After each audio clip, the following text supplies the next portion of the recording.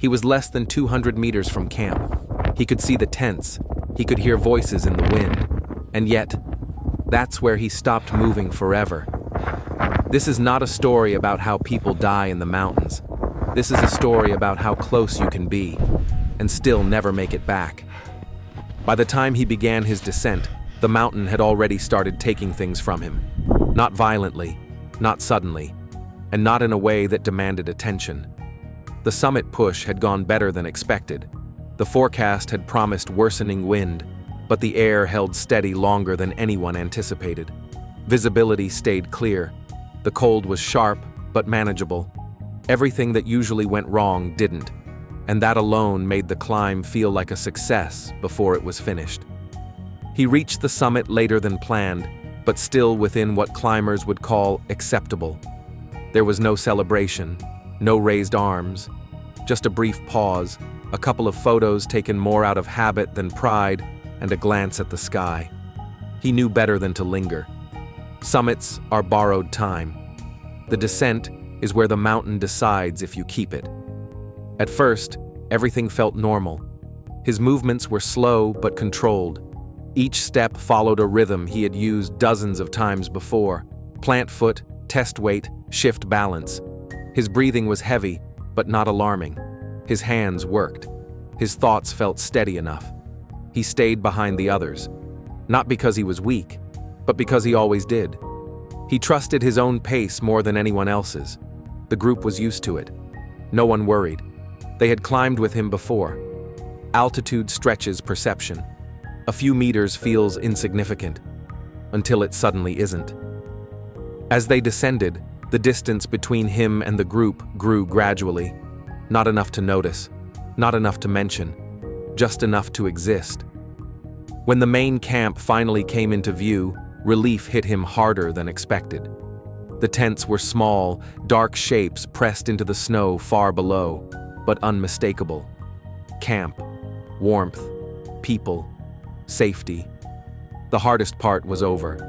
That belief settled deep inside him, and that's when his body began to fail. It didn't announce itself with pain. It didn't demand urgency. It simply stopped cooperating. His steps shortened. His legs felt heavier than they should have, as if the snow beneath him had softened. His breathing changed, not faster, but shallower. Each inhale felt incomplete, like the air never fully reached his lungs. He told himself it was exhaustion, or dehydration, or the normal cost of summit day. He stopped walking, just for a moment. He planted one knee into the snow and leaned forward, resting on his trekking pole. The pause felt reasonable, necessary. The wind brushed against his jacket. Somewhere below, voices drifted up from the camp, faint, distant, but real. They were close. Close enough that stopping didn't feel dangerous. Close enough that continuing could wait. That single assumption, quiet and unexamined, changed everything. Minutes passed without him noticing. His breathing grew slower, but not stronger. His fingers inside the gloves felt numb, then strangely heavy. He flexed them once and noticed the delay. That should have worried him. It didn't. Hypoxia rarely feels like panic. More often, it feels like calm. He tried to stand. His legs hesitated. When they finally responded, it felt wrong, unstable, disconnected. He took one step and nearly tipped sideways, catching himself awkwardly with the pole.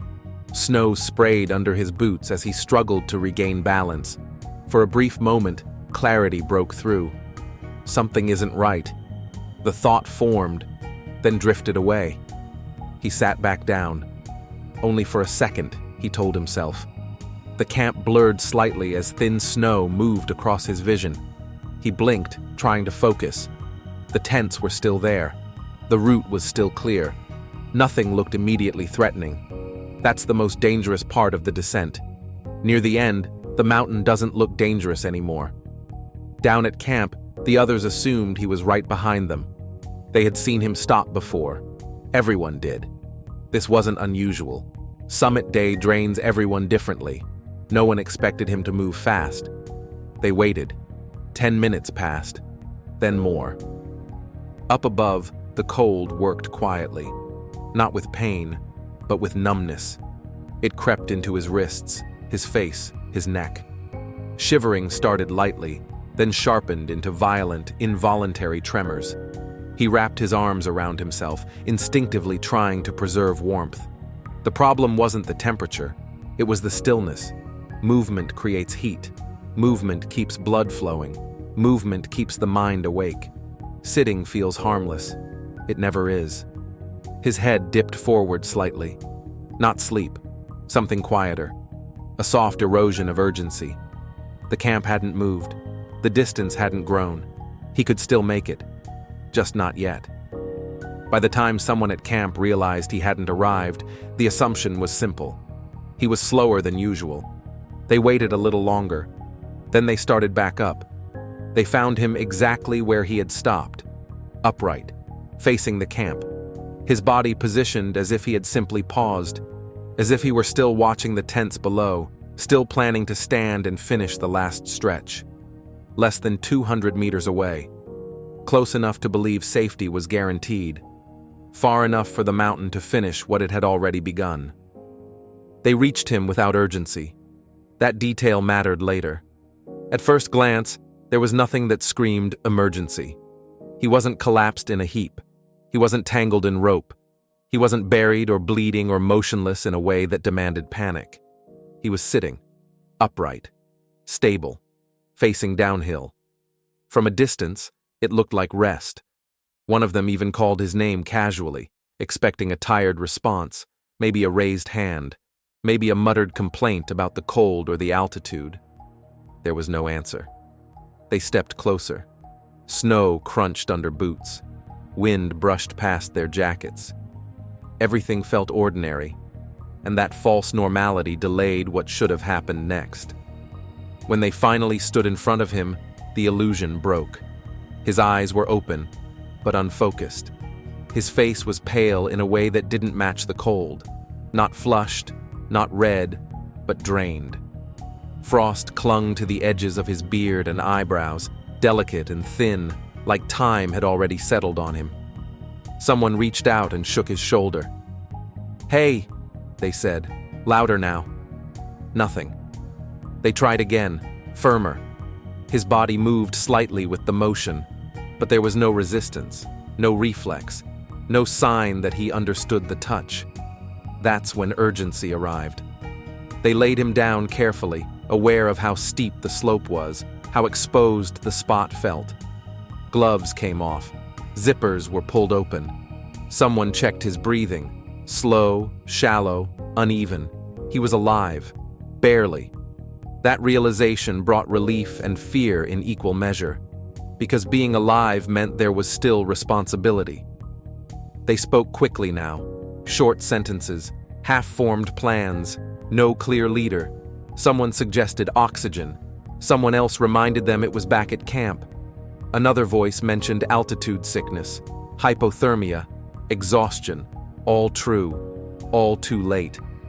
They tried to warm him.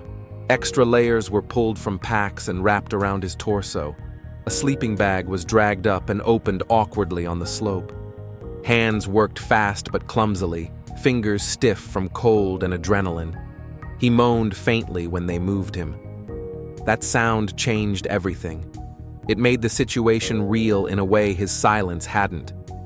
They talked to him constantly after that, not because they expected answers, but because silence felt dangerous. They told him where he was, told him they were there, told him to keep breathing. They told him he was almost safe. The words felt wrong even as they said them. Time stretched. Minutes passed without improvement. His breathing didn't strengthen. His eyes didn't track. The shivering that should have come with cold never appeared. That absence was the most alarming sign of all. In hypothermia, shivering is the body fighting. When it stops, the fight is over. Someone checked their watch. Another looked downhill at camp, so close now, painfully visible. Tents flapped gently in the wind, indifferent to the drama unfolding above them. If they could get him moving, he might survive. If they couldn't, he wouldn't. They tried to lift him. The attempt failed immediately. His body sagged between them, uncooperative and heavy in a way that had nothing to do with weight. His legs didn't assist. His core didn't engage. Every step forward felt unstable, dangerous. They set him back down. Snow swallowed the moment quietly. They tried again. This time, one of them slipped, barely catching himself before all three of them lost balance. The slope beneath them suddenly felt steeper, more hostile. That was the moment the calculation changed. Carrying him wasn't just difficult, it was dangerous. The cold was intensifying, the light was fading. Wind began to strengthen, pushing thin snow across the surface in shifting sheets. Staying still meant freezing. Moving slowly meant freezing anyway. And moving fast with an unconscious man on an exposed slope meant something worse. They argued, not loudly, not emotionally, just enough to reveal fear. Someone suggested leaving him temporarily to fetch help from camp. Someone else pointed out that leaving him alone, even for minutes, might be fatal. Another reminded them that splitting the group increased risk for everyone. Every option felt wrong. That's what altitude does. It removes good choices and leaves only compromises. Eventually, the decision formed the way these decisions often do, without ceremony, without agreement, just exhaustion and narrowing options. One of them stayed behind. The others went down. They promised to send help immediately, promised they'd be back quickly, promised he wouldn't be alone for long. He didn't respond. They wrapped him tighter, positioned him to block the wind as best they could, and placed a headlamp near his shoulder so he wouldn't disappear into the snow if darkness came fully. When they left, they looked back more than once. From above, he still looked like someone resting. That image followed them all the way down. At camp, the response was immediate. Oxygen tanks, warm fluids, a rush of movement and urgency that felt misplaced now after so much delay. They climbed back up fast, faster than they should have. But speed doesn't rewind time. When they reached the spot again, he was still there, still upright, still facing downhill. But the fragile signs of life they had clung to earlier were gone. The mountain had finished quietly, and the closeness to safety, the camp, the tents, the people waiting below, became the most unbearable part of the story. Because he hadn't been lost in a storm. He hadn't vanished. He hadn't fallen. He had almost made it. The mountain did not change after he died. That was the first thing they noticed. The wind kept moving the same way it had all afternoon. Snow continued to drift lightly across the slope, erasing nothing and revealing nothing. The ridge looked identical to how it had looked an hour earlier, when he had still been alive. They stood around him longer than necessary, not because there was something left to do, but because moving away felt wrong, as if leaving the spot would somehow make the reality permanent. Someone checked for a pulse anyway, not out of hope, out of habit. There was nothing, no warmth returning, no response, no ambiguity left to cling to. They covered him carefully, pulling fabric up around his shoulders, adjusting his position so he wouldn't slide if the wind shifted. These were small gestures, but they mattered. They gave the hands something to do while the mind caught up. Down at camp, the tents were still visible. That was the cruelest part. They hadn't imagined the distance earlier. It really was less than 200 meters, a stretch of slope that could be walked in minutes under normal conditions, a distance small enough to feel insulting now. Someone said it out loud. He was right there. No one answered, because everyone was thinking the same thing, and also thinking about the moment when they hadn't gone back sooner, when waiting had felt reasonable, when the gap hadn't seemed dangerous. The mountain doesn't punish people for waiting. It just doesn't forgive it. They stayed with him until the light faded enough that movement became unsafe. The decision to leave this time was clearer. Night on an exposed ridge meant more loss. There was nothing heroic about adding to the count. They descended slowly, heads down, each step deliberate. No one spoke. Words felt inappropriate. too small to fit what had happened. At camp, everything felt wrong. The sounds were the same: fabric snapping in the wind, stoves hissing, boots crunching in the snow. But the rhythm was broken. One space was empty, one voice missing. They sat quietly, replaying the timeline without agreeing to do so. If we had turned back sooner, if he hadn't stopped, if someone had gone with him. Each thought ended the same way: nowhere. There was no single moment to blame, no dramatic mistake, just a chain of reasonable decisions that had stacked poorly in thin air. That night, no one slept much. The image of him sitting there, upright, facing camp, returned over and over. Not as a shock, but as a question. Why hadn't it looked more dangerous? Why hadn't the mountain warned them? The answer, of course, was simple. It never does. The recovery came the next day. By then, the weather had shifted slightly. Light cloud moved in and out, softening the ridge, making the slope look less severe than it had the day before. The same path that had felt so unforgiving now looked almost gentle. That contrast was hard to process. They approached slowly, quietly. There was no rush this time, no calculations to make, no margins to manage. He was where they had left him, still, covered in a thin layer of new snow, like the mountain had already begun the process of smoothing the story away. They worked methodically. Documentation, coordinates, photographs, movements practiced enough to feel detached. The professionalism helped. It put structure around something that otherwise threatened to spill over. When they finally lifted him, his body moved easily. Too easily. There was no resistance now, no weight of effort, just the stillness that comes when struggle has ended. The descent with him was careful and slow. Every step felt heavier than it should have, even without the physical burden. The ridge narrowed and widened again. The camp grew closer, then finally disappeared behind them as they moved lower. From a distance, nothing about the route looked particularly dangerous. That thought lingered. Later, when the report was written, the language was clean and neutral. Cause of death: exposure and exhaustion following summit descent.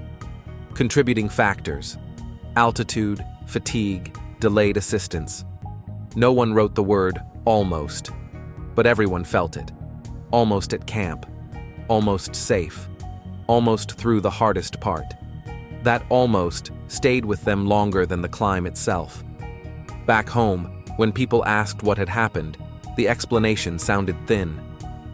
He was very close. He just sat down. We didn't realize. Those sentences never felt sufficient, because the truth was harder to explain. In the mountains, danger doesn't always announce itself with chaos. Sometimes it arrives quietly, when the finish line is already in sight, when relief replaces vigilance, when stopping feels harmless. The distance between life and safety isn't always measured in meters. Sometimes it's measured in moments, and sometimes the mountain lets you get close enough to believe you're done, before reminding you that it decides when the story ends. The mountain released him slowly. There was no dramatic moment when everything changed, no clear line between the end and what followed, just a gradual shift, from urgency to procedure, from fear to documentation, from a living presence to a location marked on a map. By the time they reached lower ground, the story already felt distant, not emotionally, physically. The ridge where he had stopped was now hidden behind folds of terrain and cloud. It existed only in memory and coordinates. That distance mattered. In the days that followed, the mountain erased what it could. Fresh snow softened footprints. Wind flattened edges. The narrow place where he had sat became indistinguishable from every other pause point along the descent. If someone passed there later, they would see nothing unusual. No sign that anyone had ever stopped. No trace of how close safety had been. That is how most mountain deaths disappear. Not violently, not obviously, just quietly absorbed. The report was finalized quickly. Times were recorded. Weather conditions noted, distances measured. The conclusion was practical, unemotional, and correct. Exposure following extreme fatigue at altitude, loss of mobility, delayed recovery. No one argued with it. Nothing in the report captured the thing that stayed with them the longest. The image of the camp so close it had felt unreal. The way the tents had sat patiently below, unchanged, while the space between them became impassable. The mountain had not blocked the route. It had simply waited. Back home, explanations were harder. Friends and family wanted reasons, warnings, clear mistakes that could be isolated and avoided next time. They wanted to believe there had been a moment where everything went wrong. There wasn't. He hadn't ignored danger. He hadn't rushed recklessly. He hadn't taken an unknown route. He had done what climbers do every day. He had stopped. That was the detail people struggled with. How could stopping kill someone? In the mountains, stopping is never neutral. Movement creates heat. Movement keeps blood circulating. Movement keeps the mind engaged. Stopping feels safe only because it's familiar. It's what you do everywhere else. For the people who had been with him, the questions didn't come from others. They came quietly, late at night, long after the mountain was gone from view. What if we had turned back sooner? What if we had insisted he keep moving? What if someone had stayed with him from the start? Each question collapsed under the same answer. At altitude, certainty dissolves quickly. What seems obvious afterward rarely feels obvious in the moment. They remembered how normal everything had looked, how he hadn't seemed panicked, how he hadn't asked for help, how nothing about his posture had screamed emergency. He had looked like someone resting, and in the mountains, people rest all the time. That familiarity was the trap. The recovery team moved on to the next call. The mountain didn't change.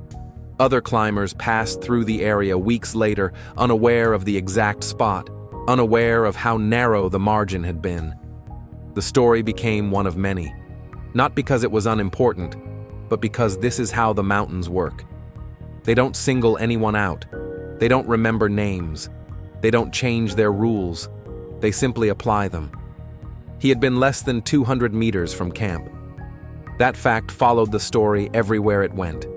It appeared in conversations, in summaries, in quiet moments when someone tried to understand how something so small could matter so much. 200 meters. In a city, it's nothing. On a trail, it's a minute. In the mountains, it can be everything. He had reached the part where climbers let their guard down, where vigilance fades and relief takes over, where the mind begins to plan for warmth instead of survival. That's when the mountain finished its work. Not with force, with patience. Nothing about his end was dramatic. And that is what made it so hard to accept. Because there was no chaos to blame, no storm to point to, no violent moment that could be separated from the rest of the day. There was only a quiet pause, and a distance that refused to shrink. The mountain didn't claim him suddenly. It waited until he believed he was already safe, and when it was done, it didn't mark the place. It let the snow fall. It let the wind pass.